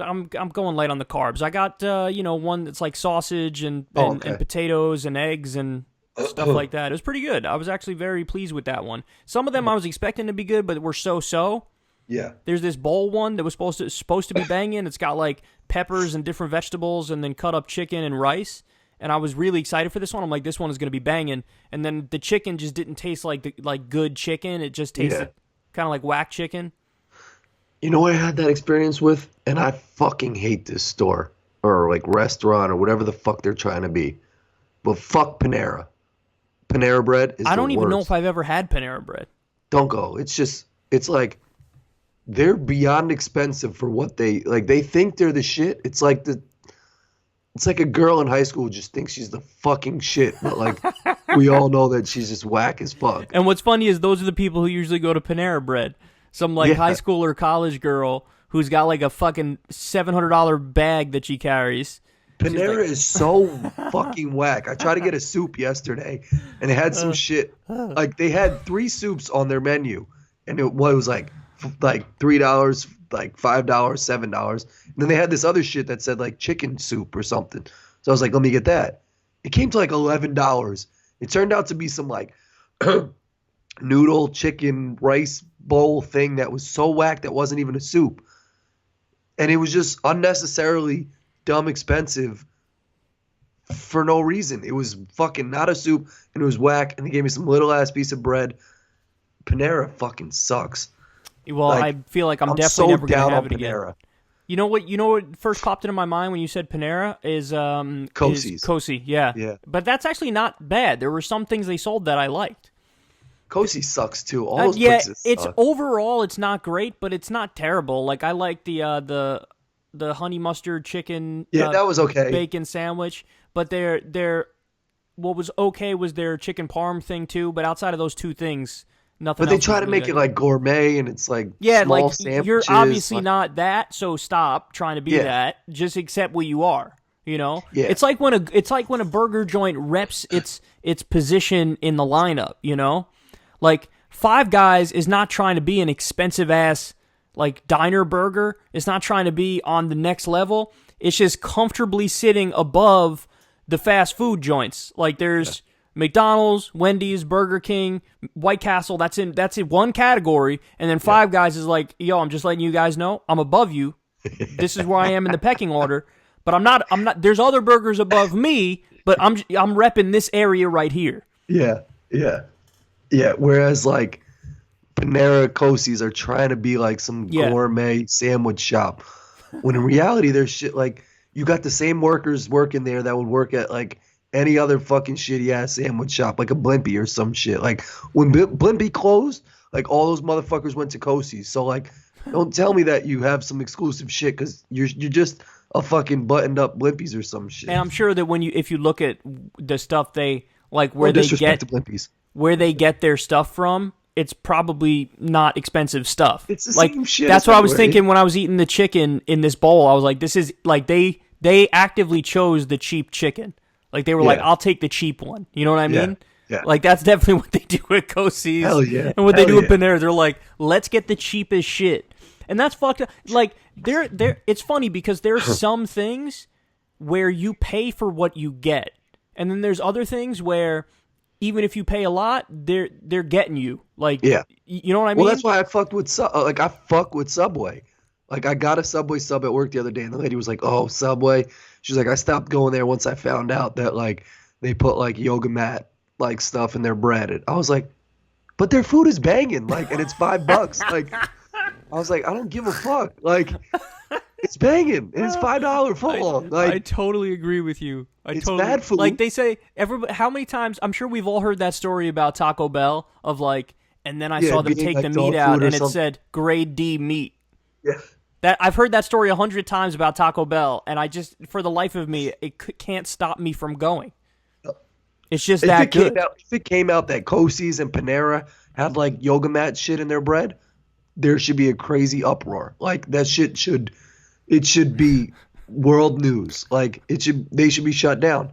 But the fact that it's coming out in Subway, like there should be no outrage. Like you're eating a $5 footlong.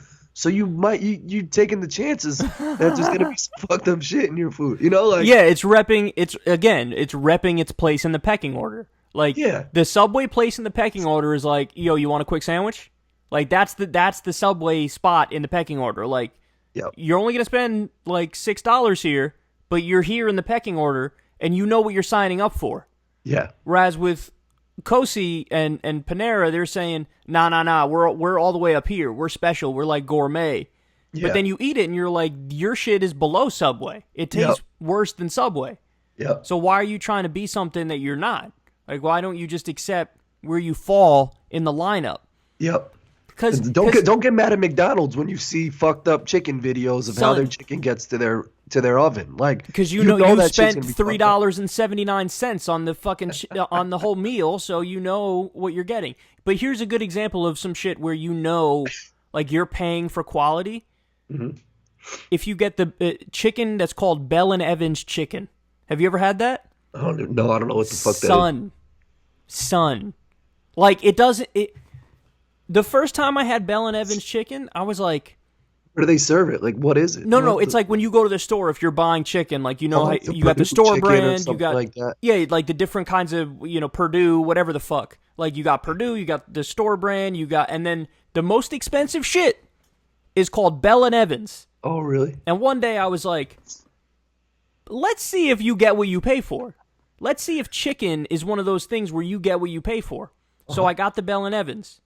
On the first bite, I was like, this shit is so good. It's not even like chicken. It's its own thing. Like, it's in a different category compared to the normal ass chicken that I've been eating my whole life. But I never tried the chicken that was more expensive. But when you try the chicken that was more expensive, you go, oh shit, that's why this shit was more expensive. Because it tastes unbelievably better. Yeah. Like, it's on a whole fucking nother level. It's on the fucking level 9,716, while your normal, like, you know how every now and then you take a bite of chicken and you get the bad bite of chicken? Oh, yeah, that rubbery ass. And you're like, what the fuck is this? Doesn't exist with Bell and Evans. Huh. Doesn't exist. It's not there. There's no bad taste of chicken with Bell and See, Evans. I feel like that only works with certain things. Like, so with eggs. That's right. It's only with certain things, because here's an example of the opposite. With wine and champagne. They test this shit with people, and every year they test it, the results are people actually ended up liking the cheapest fucking champagne, and it was like, and they thought it was the most expensive, and they thought it was the best one, but it was the cheapest, you know? Yeah. I have friends, so, I mean, I think eggs are eggs. Obviously, there's different eggs, like organic and like I get the free range because I'm a good liberal. Yeah, like free range. So what, they have more fucking space to run around and then they kill them? Technically, yeah, but they probably lie about the rules behind it, and they just label it that way, you know? Yeah, I mean, like, how much space do you technically know, is allowed to be called free range? Exactly. That's the point. It's like, and is there anybody regulating it and checking to see if the chickens are running around? No fucking government employees going around with a clipboard. Like, how much room does these chickens have? That's just not happening. Hell no. Yeah. And then, so I have friends who have their own chickens, and like they get the eggs from there, and they're like, oh, the eggs taste so much better. And I was like, I mean, I don't know. Like, does it? Like. Oh, son, that noise. Did you try it or no? You tried it. I didn't try it. Oh, you got to try it and then judge it, because I think I had in DR like some fresh ass eggs or some shit like that, and it just, to me, it just tastes different. Like, and I think it was different in a bad way because you were expecting the other shit. Yeah, just processed and like whatever the fuck we do with it to make that shit taste banging, Someone tried to hit me with that shit when I got, like, boar's head is the shit. Like, you got to get boar's head. But then the grocery store that used to be next to the ice cream shop I worked at tried to get this brand called Dietz and Watson one time. And, like, they were like, nah, it's gourmet and this and that. And I was like, let me try that shit. It was so whack. I was like, why'd you switch the boar's head shit? Like, okay, but to be fair, though, usually with cold cuts, that is an area where you get what you pay for. Like, usually some boar's head shit will be more banging than the other shit. Yeah, that's what I'm saying. Yeah. Okay. Watching some honey glazed chickens or some honey glazed turkey, son. Oh, what? Like, but that's one of the ones you can't get some whack ass brand of fucking honey glazed turkey. She'll be like, what is this shit? And New York City delis are smart because they know that's how it is. They'll put the boar's head in their case, but then you order the honey glaze and they'll grab some ghetto ass shit. Dude, have you ever had from the Italian Meateria in New Rochelle a sandwich from there? Probably. Yeah, there's so many good delis. Those shits are like $1 zillion. If you get a regular ass sub from there, a sub that if we had gotten it at the deli by the high school, yeah, if we had gotten that same sub there, it'd be $5. but you get it from the Italian meaderia. It's like $14.95. $18.99. Jesus Christ. Crazy, like legit crazy. But then you take a bite of it and you're like, Yeah, I'm sure it's probably so banging. it tastes like every single ingredient was made with Jesus and Muhammad taking their hand and blessing it and just They saying, got some authentic ass old Italian lady in the back, like putting the spices on it. They and got shit. that bitch chained up. They turned the View on and said, okay, you can only watch the View as you work. We'll let you watch the View, but that's it. She only speaks Italian. She doesn't even speak English. Oh man. Yes, and it's so good. But that's Damn. one of those things, man. That's one thing I wish, like, I mean, you're Italian. Did your grandma ever be like on some crazy Italian cooking, like some meatballs and type of shit? Damn, we broached a controversial topic here, man, because I'm about to piss off the entire Italian community.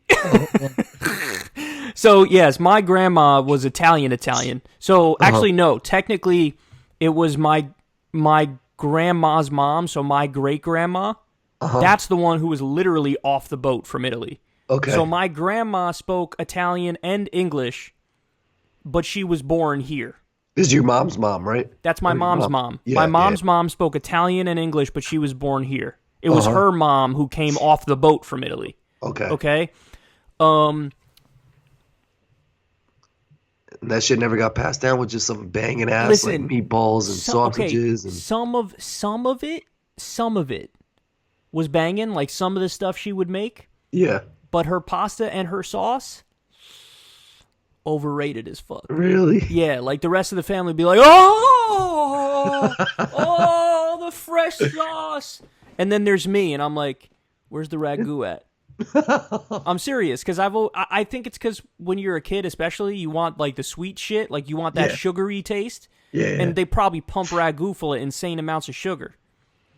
And so definitely, I wanted that shit. I was like, "Where's the fucking bottled shit? I want that." Do you think if you had it now, like you'd have more of a palate and like appreciation for that shit, or you'd I still kind of remember how it tasted. I mean, it was good, but it wasn't.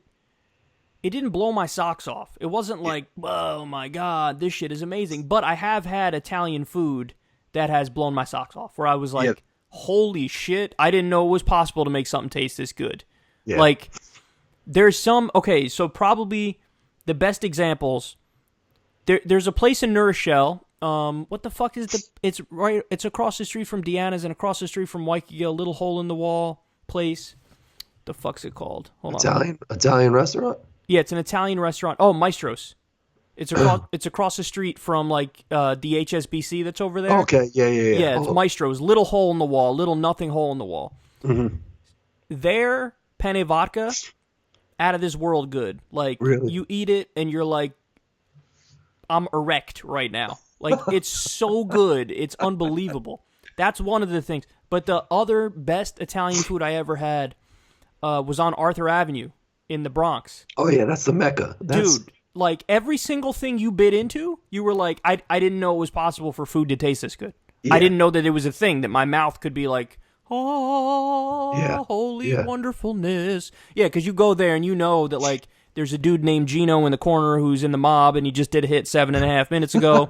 There's a card game going on in the back right where, somebody's name, Two Knuckles Joe. Like, that's what that is. And it is like, just... fuck a meal service. There should be a service of just a group of old ass, like 87-year-old Italian grandmas that just make banging ass Italian food, and like they just deliver that shit to your house like fresh, or they make like a Sunday dinner for you. Dude, and you could hire a grandma that just makes that shit for you. And that's what my grandma was, that to everybody else in the family, but I just never felt like that about the food. But you got to remember, this is also coming from a dude who, and you know this better than anybody, son, what have I always been addicted to food-wise? So something like penny vodka Italian fast shit? Food. No, fast food. Oh. You know that. Like, if you ask me, like, what's your last meal gonna be? Very high on that list is I might go like a Five Guys burger. Yeah, I knew you were gonna say that. Yeah, like that's really and I've been offended in the past when one of my cousins was like, I don't like McDonald's. I was like, what? That's not even a possibility. I didn't know that was possible. What do you mean you don't like McDonald's? What does that mean you don't like McDonald's? Yeah. McDonald's is fucking delicious. What does that mean you don't like McDonald's? Wendy's is better than McDonald's. But point is, like, all the different fast food places, those are the shits I love. So it's like, my palate is obviously that of a child, and that's probably why I wasn't able to fully enjoy I guess. But I have a fast food palate, my Italian grandmother's cooking. I got a fast food palate too, but I would put money, like fuck Floyd Mayweather versus Conor McGregor and all this shit. I would put an old ass Italian lady versus like some old ass Mexican lady, and just see them battle each other on like some food shit. Dude, I would love to be the taste tester for that. I would love. I think Italians and Mexicans. I'm trying to. I don't know what other like nationalities make some banging ass food. Like Jamaicans have some banging ass shit. I love Italian food. I love Mexican food. I love them both so much. Yeah. What? You know who gets no love for their food? People from England. English food is viewed as like fucking trash. What do they even make? Nothing. Meat pie. Oh. And then they shit on your head. Oh. Caribbean food is banging. Like they could throw down some rice. The only Jamaican food I've had is jerk chicken, and it was pretty good. I liked it. We've had beef patties. Oh, beef patties are good too. That's right. I like beef patties too. Oh no, you know what is super banging? The rice and chicken spot in the city. Yeah, I think I know what you're talking about. The rice and chicken spot in the city. It's like I guess it's Middle Eastern. Right? It's chicken and rice guys. Yeah, it's chicken like and rice truck, guys. Right? Yeah. Yeah, it's the little truck, and then they got this white sauce paws that they put on it. Yeah, the tzatziki sauce. So banging. I've only had that like 3 times, and every time I was like, "This is unbelievably tasty." Yeah. I can't get down with that meat that they slice. I think it's Greek shit where it's like the lamb that they slice. Oh, is that called gyro? No. Oh, that might be a gyro, or yeah, I think so. Yeah, I don't know. I don't know if I've had that. I think Italian. I would hire an old ass Italian lady to just be my cook. Yeah, but like if I was LeBron James, fuck like some celebrity chef who can make all this food. I'm finding like some bitch who doesn't speak any English, straight from Italy, like 97 years old. And he could eat what he wants too, because hell yeah, he's all the time he's physically active, so he could eat all the Italian carbs. Because that's the problem with Italian food, is that it's like carbs on carbs on carbs. But that's like ancient, like, fuck the museums, fuck everything that's historic. Some, like, if there's like a 97-year-old Italian lady out there, she's got recipes like prehistoric recipes. Like, that can make like some chicken parm that's just like, you would pay crazy money to like eat that shit. Son, that's if you go to Arthur Avenue, I guarantee you they got old ass Italian ladies in the kitchen. 100%. 100%. It's probably like Mexican people, but they probably have the recipe from like a 97. Yeah, you're right. But damn, I could go for some Arthur fucking Avenue Italian food right now. I've talked both of us into being hungry. We've been talking about food the entire time. I know. All right, last thing that we'll talk about. I got into it with Ben Shapiro on Twitter today. Oh, really? He responded to you? Yeah, I didn't expect it, and I didn't even tweet at him, but he responded to some shit that was about him. Was it the photo with the teeth? No. Oh. Let me pull it up. He's always up there when I go to the podcast. Like, his shit is always on, like, some top 10 shit. He's got a huge following. No, he's got a lot of followers, dude. He's got a lot of people who like him. Okay, so here's the back and forth. Okay. Ben Shapiro, what a cornball. So I tweeted. So there was this video on YouTube, and it was from Ben Shapiro. It's his thing, The Daily Wire. Uh-huh. And the title of the video is "Ocasio isn't crazy, she's immoral." So he's talking about Alexandria Ocasio-Cortez. He's calling her immoral. So I responded to that by tweeting out a picture of that video where you see the title, and it says Ocasio is immoral. And then right next to it, I put a headline of an article that he wrote in 2002. And the headline is, "Enemy civilian casualties okay by me." So, like, he's calling her immoral. And he said that. And then here's an article where he's like, I don't care if innocent civilians are killed. And it's just like the perfect fucking mix of, like, you're a douche. Like, you're just a douche. a fucking terrible person and a douche. And so then, and I just tweeted that. I didn't tweet it at him. I just tweeted those two pictures. Well, cut to 40 minutes later, maybe, that shit gets like, maybe at the time, maybe 500 retweets and like 700 likes. And he responds. And he says, "So glad you found a column I wrote when I was 18 and have routinely and consistently disowned. Well done." And so I responded to that. And listen, I didn't know that fucking thing existed. Like, I didn't know he wrote an article where he said, "Hey, here's a list of all the things I said that I don't agree with anymore." You know? Because he did. He wrote that article. He said, "Here's a bunch of the stupid shit I said. I don't agree with this anymore, and I'm just putting it out there for everybody." Okay, dude, fair enough. So here's my response. I said, "I'm genuinely glad you are no longer okay with the deaths of innocent civilians. But while we're on the topic of immorality and regrets, why is this one missing from your list?" And then I put the headline of an article that he wrote in 2005, and it's titled, "Why War in Iraq is Right for America." So he didn't add that on his list. He made a list of like, here's all the shit that I said, and I was dumb, and I was wrong, and I know it, and blah, blah, blah, blah, blah. But you leave out the article, why the war in Iraq is right for America? So do you still believe in the war in Iraq? Yeah, like, it's basically saying he's still okay with people dying. Yeah, you're still okay with innocent civilians dying if you're still fucking cheerleading for or even tepidly supporting an illegal offensive war against a country that didn't fucking attack us. I don't give a fuck. I'm now against innocent civilians being killed, but I'm going to support every fucking policy that then leads to innocent civilians being killed. Yeah, exactly. Fuck you, man. Like, what a dick. And then, of course, he didn't respond. He said nothing back. Yeah, of course not. And by the way, that tweet, the response I did to him there, 275 retweets, 1,966 likes. Jesus. He didn't respond. Yeah, of course not. Of course not. But it's like, dude, no, you're not, like, you don't get it. We all see through you. Your whole shtick is like, I'm going to go to college campuses and take a bunch of, like, idiot 18-year-olds, and I'm going to run circles of logic around them by talking really fast and making not that great points. But since they're like early on in their intellectual development, they're not going to be able to hang with me. But I'm going to portray myself as like the master of debate and the master of logic. And then when somebody steps to you and is genuine and says, "Okay, you want to engage on this topic? Let's engage. Do you agree with the Iraq war still?" All of a sudden you disappear. So what happened to that battle of ideas that conservatives are always talking about? What happened to let's have a free and open exchange of ideas, and let's go back and forth, and may the best ideas win, and I'll debate anybody, anywhere, anytime. Now all of a sudden, nothing. Now all of a sudden that's gone because you finally met somebody who's going to respond to you and be cogent and actually call you out on your bullshit. And try to engage. I'm trying to fucking engage here. Like, I'm trying to engage you. Okay, so you want to talk about this? Let's talk about this, man. He's been for every fucking war that I can ever remember. And, you know, we're bombing 8 different countries right now. And you're going to pretend like you're some sort of fucking paragon of moral virtue, and you're going to call Alexandria Ocasio-Cortez immoral? Are you kidding me? All she's trying to do is get people health care and get people a living wage and get people free college and improve people's lives and fight for the working man.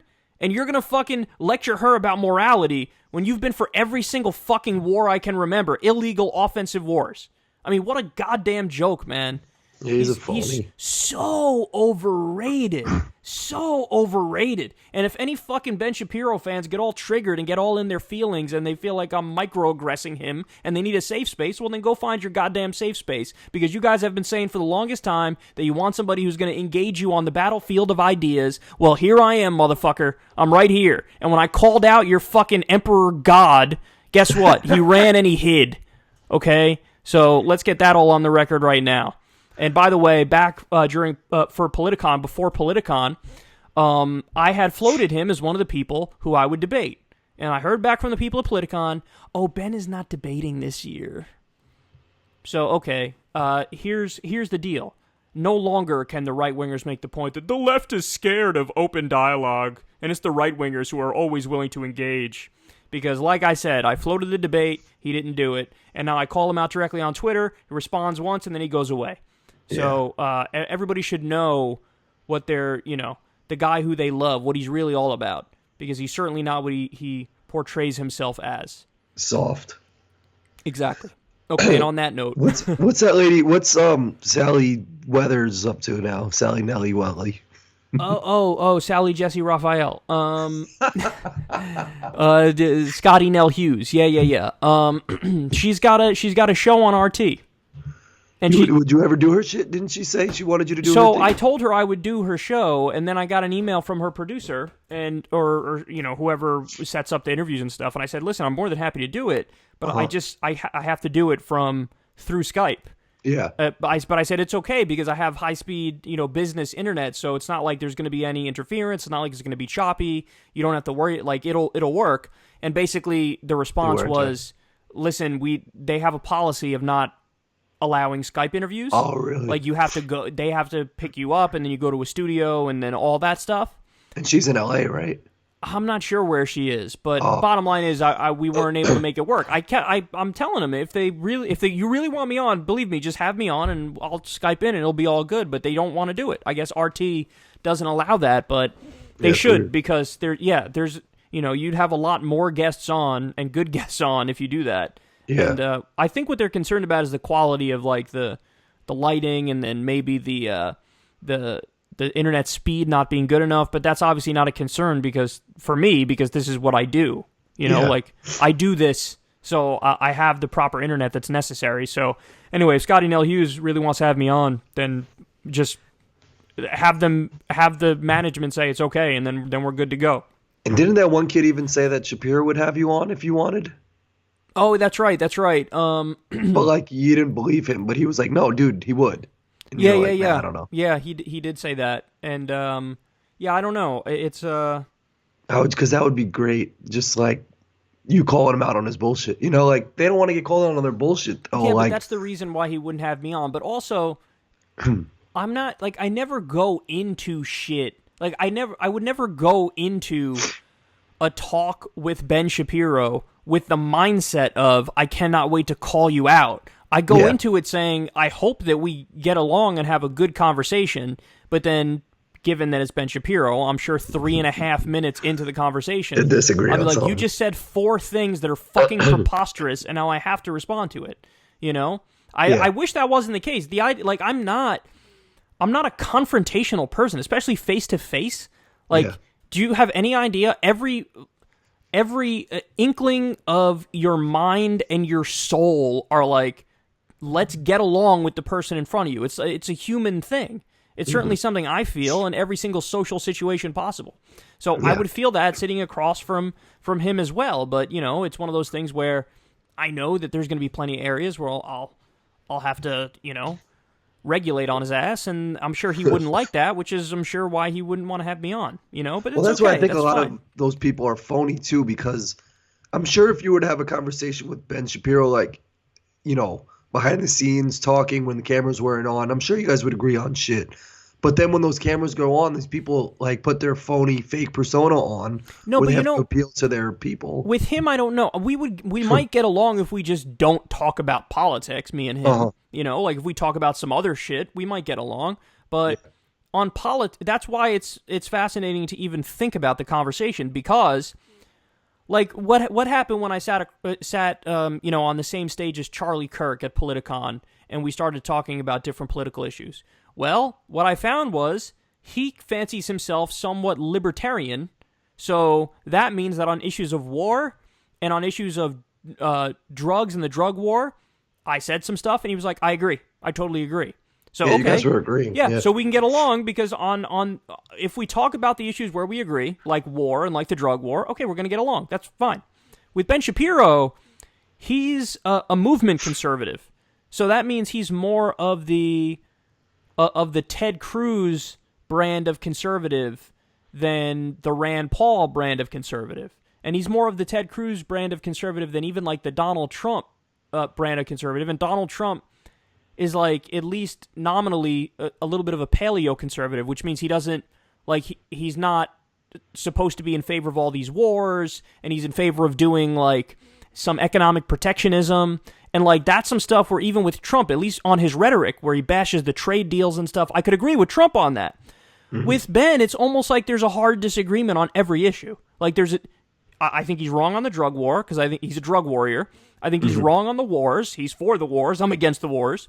You go down the list. Economics, I think he's not only wrong, hilariously wrong, and insanely off base. And all of economic history in the United States proves him wrong. Every time we try supply-side economics, trickle-down economics, this right-wing philosophy, the same thing happens. Boom-bust cycles. So you have the economy takes off, and then everything fucking tanks and plummets, and that's the kind of economic philosophy that got us the Great Depression and then the Great Recession, and we're doing it again now. So there's like no agreement on political stuff, So that's why it's interesting to even think of the conversation, but that's also interesting why it'll probably never happen.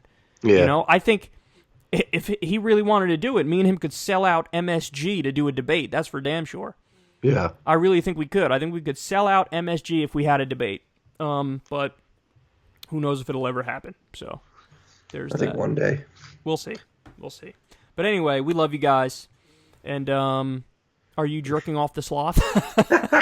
Thanks for putting up with my fucking raspy ass. Oh, no, it's all good, man. I'm sure Barry White voice. It doesn't sound, it just sounds raspy. It doesn't sound like, it doesn't sound as bad as you think it does. Oh, okay. It sounds almost like you're a fucking, you're in an action movie and you're the main character and you just like fought off a horde of people and then now you're like trying to recover and you sound like that. That's what it's like. Knicks Warriors NBA TV. Oh, it's happening right now? It's either, it might be now or NBA TV. It's either now or at 10:15. Okay, I would watch, but number one, we're going to lose. They're going to get smacked. And number two, I have to go watch Vikings. So I'll do that shit. But anyway, we love you guys. We'll talk to you soon. Much love. Peace.